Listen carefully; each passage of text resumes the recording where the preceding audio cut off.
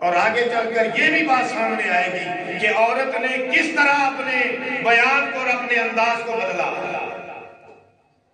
1 minute میں ساری عاشقی ہوا ہو گئی.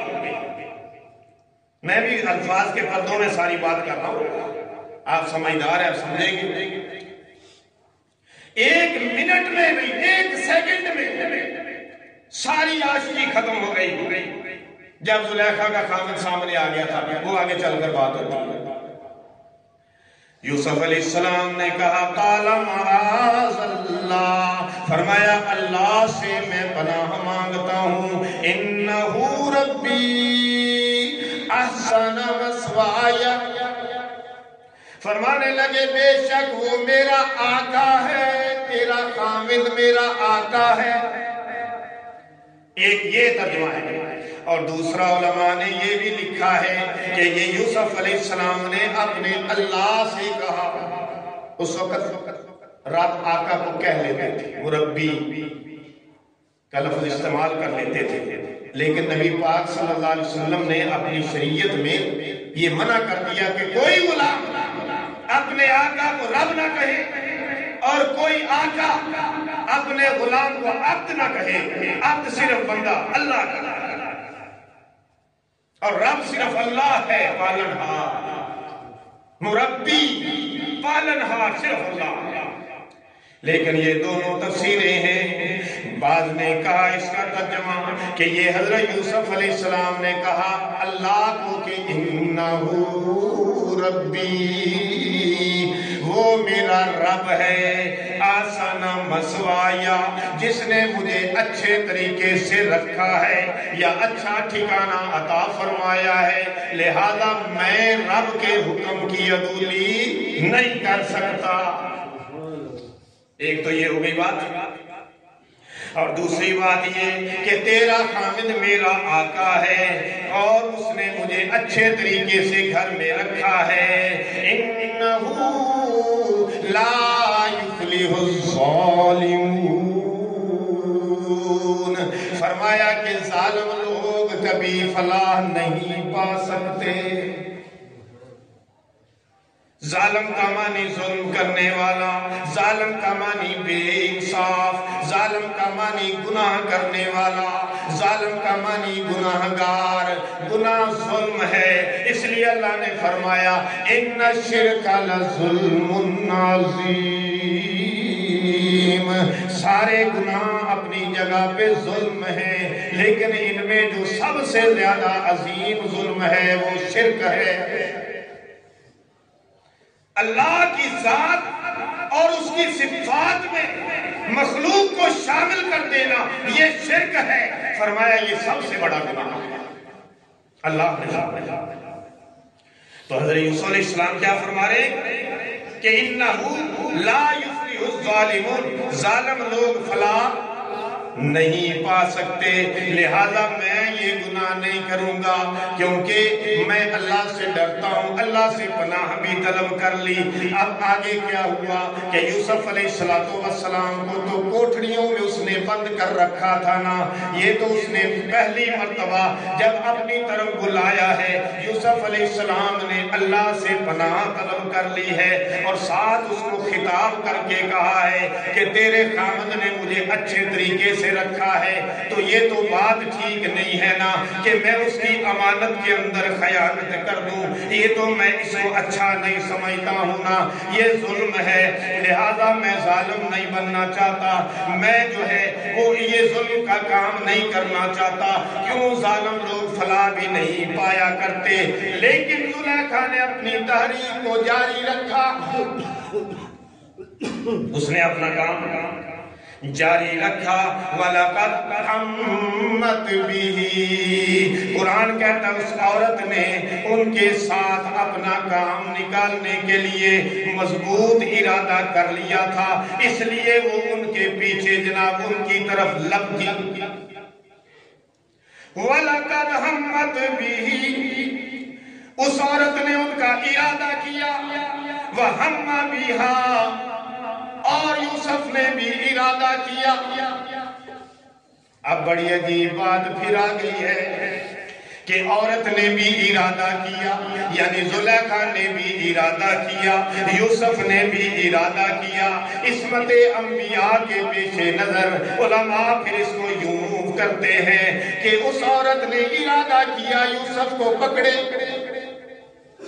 عورت نے ارادہ کیا یوسف کو پکڑے، اب یوسف نے ارادہ کیا کہ بھاگ نکلے، کہو سبحان اللہ۔ کیونکہ اللہ نے انہیں اپنی دلیل دکھا دی تھی۔ دل میں ہی دلیل تو ہوتی ہے پیغمبر کے، لیکن ظاہری اسباب میں بھی تو اللہ نے انتظام کیا نا، اس لیے اللہ نے خود فرمایا وَلَقَدْ هَمَّتْ بِهِ وَهَمَّ بِهَا، اس نے عورت نے ارادہ کیا، یوسف نے بھی ارادہ کیا، عورت نے پکڑنے کا ارادہ کیا کہ دبوچ لوں، لیکن یوسف علیہ السلام نے اس کے جو ہے وہ سرکل سے نکلنے کا ارادہ کیا۔ لولا الرآ برہان ربی، فرمایا وہ اگر اپنے رب کی دلیل کو نہ دیکھتے، رب نے دلیل دکھا دی، دلیل سامنے کر دی۔ اب کیا دلیل تھی؟ ایک دلیل یہ کہ یعقوب علیہ السلام جو یوسف کے والد پیغمبر تھے، ان کی تصویر یوسف کی آنکھوں کے سامنے بن گئی، یوں لگا ابا جی سامنے آ گیا، یعقوب علیہ السلام کی تصویر سامنے آ گئی۔ دوسرا یہ بھی بیان کیا جاتا ہے کہ جبریل آ گئے روشن دان میں سے، چہرہ نکال کے جھانک رہے تھے اور یوں کر رہے تھے کہ نا نا نا۔ اور تیسری بات یہ کہ قرآن کی آیت لکھی ہوئی آ گئی لا تقربوا الزنا انہو کان فاحشہ، یوسف زنا کے قریب نہیں جانا، بے شک یہ بہت کھلی ہوئی بے حیائی ہے۔ یہ دلائل دیکھ لیے یوسف علیہ السلام نے، جس کا اللہ نے قرآن میں بھی ذکر کر دیا، اور پھر اس کو اپنی طرف نسبت یوں اللہ نے کی کہ ہم نے یوسف علیہ السلام کو برائی سے، فاحش کام سے بچا لیا۔ فرمایا وَكَذَلِكَ لِنَصْرِفَ عَنْهُ السُّوءَ وَالْفَحْشَاءَ، ہم نے برا کام، فحش کام یوسف علیہ السلام کو سے بچا لیا۔ کیوں؟ اس لیے کہ انہو من عبادنا المخلصین، کیونکہ وہ ہمارے مخلص بندے تھے، کہو سبحان اللہ، مخلص بندے تھے اس لیے بچایا۔ اب یہاں پہ ایک اور بات بھی کہہ دوں کہ شیطان کو جب اللہ نے مہلت دی تھی اس کے مطالبے پہ، یا اللہ مجھے مہلت دے دے کہ میں تیرے بندوں کو گمراہ کر سکوں، تو اللہ نے فرمایا جاؤ، لیکن فرمایا جو میرے مخلص بندے ہوں گے وہ تیرے مکر چکر فریب میں نہیں آئیں گے، وہ تیرے دام میں نہیں پھنسیں گے۔ تو اللہ نے وہاں فرمایا تھا جو میرے مخلص بندے ہوں گے وہ نہیں پھنسیں گے، تو یہاں یوسف کو اللہ نے خود مخلص کہہ دیا، انہو من عبادنا المخلصین، وہ ہمارے مخلص بندوں میں سے تھے، وہ کیسے پھنس سکتے تھے؟ ہر پیغمبر مخلص ہوتا ہے، اخلاص والا ہوتا ہے، مخصوص ہوتا ہے اللہ کی رحمت کے ساتھ۔ پھر اس کے بعد کیا ہوا؟ اب ذرا سنیے توجہ کے ساتھ۔ اب یوسف علیہ السلام کی اللہ سے بھی باتیں ہو گئی، اب زلیخا کو بھی ایڈریس کر دیا، سمجھا دیا نہیں نہیں نہیں ایسا نہیں ہو سکتا، لیکن زلیخا حملے پہ حملہ کر رہی ہے۔ میں اپنے انداز سے بتاؤں، زلیخا حملے پہ حملہ کر رہی ہے، لیکن یوسف اس کے حملوں کو پسپا کر رہے ہیں، اس کے حملوں سے بچ رہے ہیں، آخر بھاگنا چاہا۔ پھر اللہ سے کنیکشن ظاہر ہوا کہ وہ پیغمبر تھے نا، اللہ کیا کروں؟ اللہ نے فرمایا بھاگ، اللہ نے کیا فرمایا؟ اللہ نے فرمایا بھاگ۔ اللہ کیسے؟ فرمایا یوسف قدم اٹھاؤ ہم تمہارے ساتھ ہیں۔ تو تسی آتے ہو نا لیڈران کہ قدم اٹھاؤ نواز شریف ہم تمہارے ساتھ ہیں، قدم اٹھاؤ شہباز شریف ہم تمہارے ساتھ ہیں، قدم اٹھاؤ عمران خان ہم تمہارے ساتھ ہیں۔ اے ساتھ نہ تسی رہندے تے نہ او رہندے نے، اے ساتھ کچے ساتھ، اے ہمیں اگلے نو پڑکا کے تے چک کے مرواؤ والی۔ لیکن یہ اللہ فرما رہے قدم اٹھاؤ یوسف ہم تمہارے ساتھ ہیں۔ تو یوسف علیہ السلام نے اپنے رب سے امداد چاہتے ہوئے قدم اٹھا لیا۔ اب یوسف بھاگے دروازے کی طرف، اب یوسف بھاگے، اللہ تالا لگا ہوا ہے، دروازہ بند ہے۔ فرمایا یوسف آگے تو ہو جانا، دروازے کو اشارہ کر، تالے کو اشارہ کر، لاکھ دروازے کھل جائیں گے۔ حضرت یوسف علیہ السلام نے تالے کو یوں کر کے انگلی کا اشارہ کیا، تالا کھل کے نیچے گر گیا، دروازہ کھل گیا۔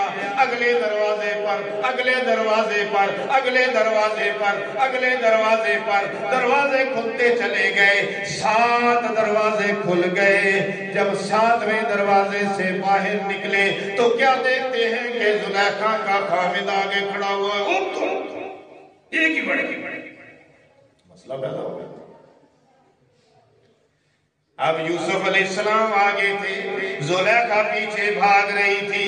یکدم آگے سے زلیخا کا خامد عزیز مصر کھڑا ہوا ہے اور اس کے ساتھ ایک اور آدمی بھی کھڑا ہوا ہے جو زلیخا کے خاندان سے ہے۔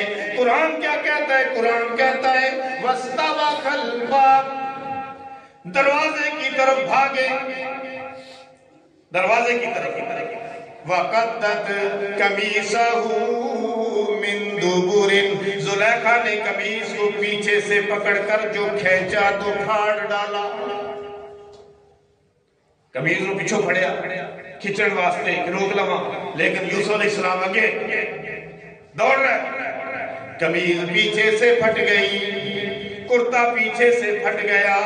وَأَلْفَ يَا سَيَّدَهَا لَدَى الْبَابِ، دروازے کے باہر زلیخا کا خامد اور اوپر سے قالت ما جزاء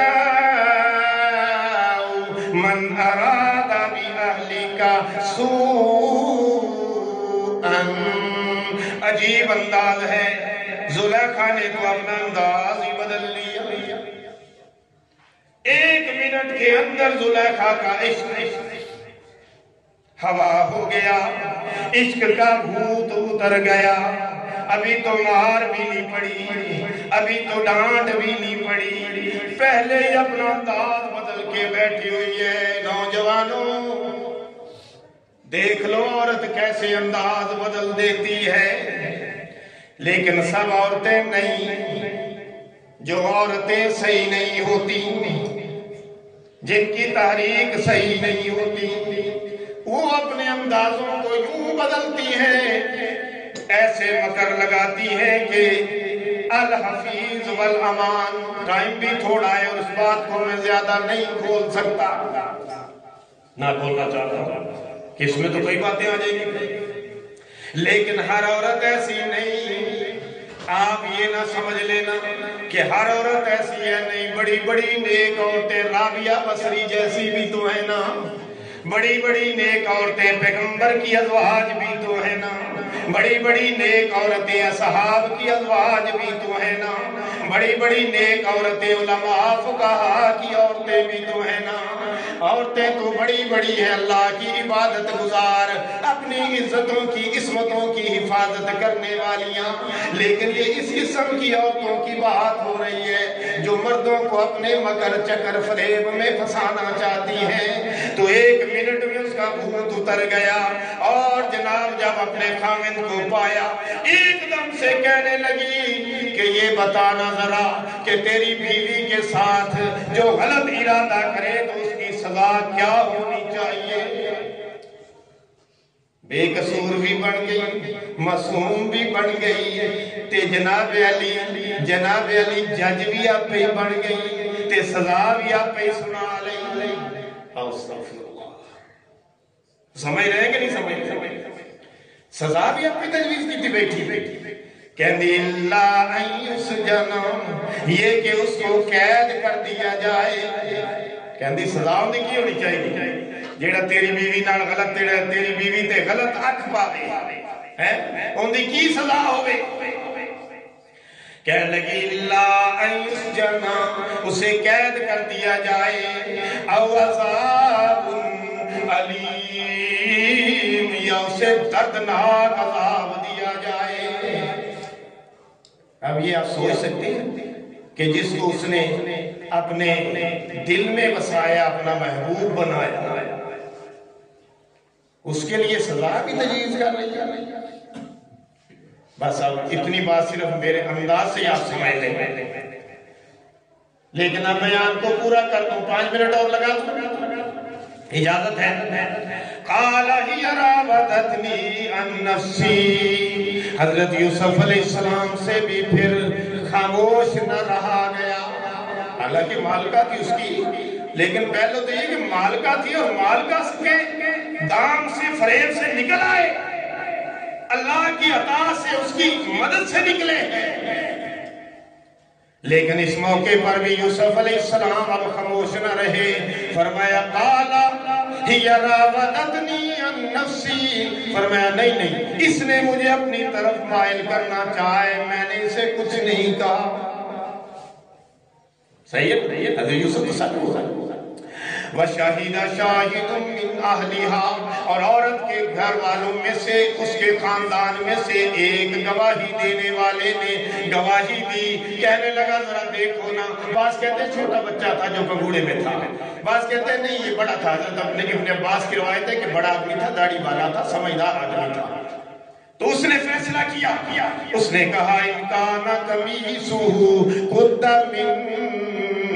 قد من قبل، دیکھو اگر قمیص آگے سے پھٹی ہوئی ہے، فصدقت، تو عورت سچی، وَهُوَ مِنَ الْقَاذِبِينَ، تو یہ جھوٹوں میں سے، یہ شخص جھوٹوں میں سے، وَإِن كَانَ قَمِيصُهُ قُدَّ مِن دُبُرٍ، اگر قمیص پیچھے سے پھٹی ہوئی ہے، فَكَذَبَتْ، یہ عورت جھوٹی ہے، وَهُوَ مِنَ الصَّادِقِينَ، یہ شخص یعنی یوسف پھر سچوں میں سے ہے۔ کیا اللہ نے فیصلہ کروایا؟ کیا اس بندے کے ذہن میں بات ڈالی؟ یا وہ دودھ پیتا بچہ تھا، لیکن میں قربان جاؤں کہ یوسف پر تہمت لگی ہے تو ایک شخص گواہی دے رہا ہے، یوسف پر تہمت لگی ہے تو بچہ گواہی دے رہا ہے، لیکن اما عائشہ صدیقہ پیغمبر کی رفیقہ باغ نبوت کی اندلیبہ پر جب تہمت لگی، کسی بچے سے نہیں، کسی بڑے سے نہیں، کسی رشتہ دار سے نہیں، کسی پڑوسی سے نہیں، کسی دوست سے نہیں، کسی عورت سے نہیں، کسی مرد سے نہیں، گواہی دلوائی۔ اللہ نے قرآن بنا کر سورۃ نور نازل فرمائی۔ اما عائشہ پہ جب تہمت یہودیوں نے لگائی تھی تو اللہ نے سورۃ نور نازل فرمائی۔ آپ گواہی دی اللہ نے، بچے سے گواہی نہیں دلوائی، نہ کسی بڑے سے، لیکن یہاں پہ یا بچہ یا بڑا ہے یہ گواہی دے رہے، لیکن قرآن کی اس آیت کے بیان سے معلوم ہوتا ہے کہ بڑا آدمی، سمجھدار آدمی۔ تو کیا دیکھا؟ فَلَمَّا رَآ قَمِيصَهُ قُدَّ مِن دُبُرٍ، دیکھا کہ قمیص پیچھے سے پھٹی ہوئی ہے۔ قَالَ، زلیخا کا خامد بول اٹھا، قَالَ، کہا اس نے، اِنَّهُ مِن كَيْدِكُنَّ، یہ تم عورتوں کا مکر ہے، مکر۔ لیکن بس اتنا ہی کہا اور زیادہ نہیں کچھ کیا، یہ نہیں کہ پکڑ لیتا، مارنا شروع کر دیتا یا سخت ڈانٹتا، نہیں، نرمی والا ہی حساب رکھا ہے، یہ پتہ نہیں کیا اس میں کچھ۔ تو اس نے کہا یہ تم عورتوں کا مکر ہے، ایک بات کہی، دوسری یہ کہی، اِنَّ كَيْدَكُنَّ عَظِيمٌ، تم عورتوں کا مکر بڑا سخت ہوتا ہے، بڑے مکر کرتی ہو تم، یہ تمہارے مکر ہے، اس کا قصور نہیں ہے، تمہارا قصور ہے۔ شاید ڈانٹ کے انداز میں کہا، اب اللہ کوئی پتہ نہیں، اللہ نے جو بیان کیا ہمارے سامنے۔ فرمایا اب یوسف سے مخاطب ہوا، اپنی بیوی کو تو اس نے یوں کہہ دیا نا، اب یوسف کی طرف مخاطب ہوا، کہنے لگا یوسف اعرض عن ھذا، یوسف جان دے، اوائڈ کر یا جاندی کر، جانے دے اس بات کو، جی میں آپ کہنے بس مٹی پا، جاندی کر، گھر کی بات کی، گھر میں اس کو رکھنا چاہتا تھا، لیکن اس کے باوجود اگلی تقریر میں آئے گا، اس کے باوجود پورے مصر کے اندر یہ بات مشہور ہو، ہر عورت کی زبان پر کہ زلیخا نے اپنے غلام پر ڈورے ڈالے ہیں، اپنی مطلب براری کے لیے جو ہے اس کے سامنے پیش ہوئی ہے پورے شہر میں، اور پھر عورتوں کے منہ میں باتیں ہیں تو کیا کیا نہیں باتیں کی ہوں گی انہوں نے کہ دیکھو نا یہ بادشاہ ذاتی ہے اور غلام پر عاشق ہے، دیکھو صرف ایک بات کہہ کے آپ کو سمجھانے کی، کیا کیا نہ باتیں کی ہوں گی، تو انہوں پتا عورتاں منہ جوڑ لیں تو پھر کی گلہ نہیں ہو سکتیاں یا نہیں ہونگیاں، بس الحفیظ علمان کیا لو، یوسف عارض عن ھذا، یوسف جان دے یار، واستغفری لذنبک، پھر عورت کی طرف مخاطب ہو کر کہنے لگا اپنے گناہ کی معافی مانگ جا، اللہ کو بھی معافی مانگ، استغفار کر، انکی کنتی من الخاطئین، بے شک تو ہی خطا کار ہے۔